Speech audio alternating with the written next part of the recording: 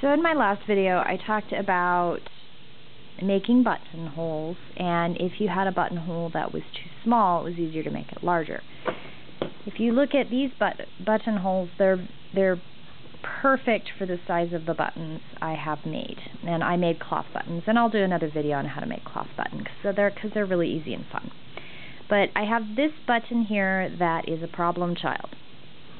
The button will not go through the buttonhole.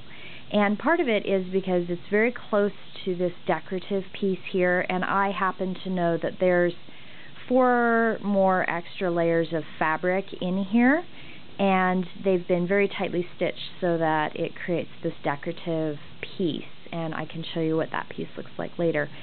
So I have a buttonhole that is not big enough. To enlarge the buttonhole,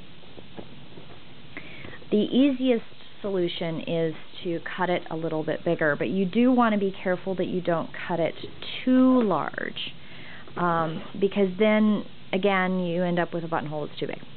So because I happen to know that I can go this direction, I'm only going to go a little bit that direction, and I'm just going to go a smidge at this direction, not very far, and then I will take my thread, my silk Gutermann thread, and I am going to be very careful, and I'm going to grab all the layers of fabric that are involved here, and I'm going to enlarge my buttonhole.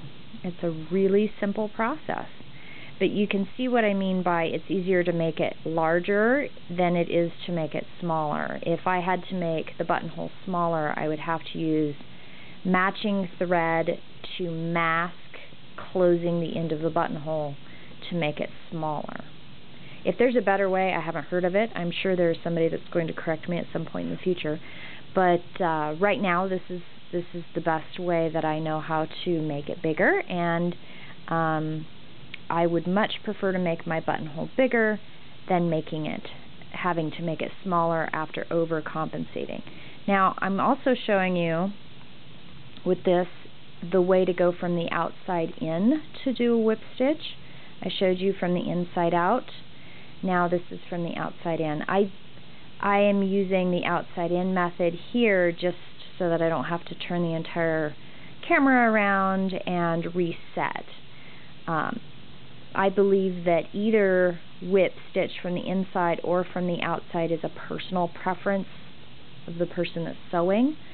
I don't think that it is integral to making a better or worse whip stitch. Now, I'm also going to run my thread along the length of the buttonhole because I've just widened this end, and I need to come down to this end, which I also widened, and I need to whip stitch the end of this enlarged buttonhole. Now, I didn't want to make it too much longer on this end because all of my buttonholes line up with this chalk line that is almost invisible here now that I've played with the fabric for a while. Tailor's chalk is a wonderful thing, but it does disappear if you don't redraw your line. And there's 3 stitches at the end to secure the base of my buttonhole. And then I just run my extra thread up through the side.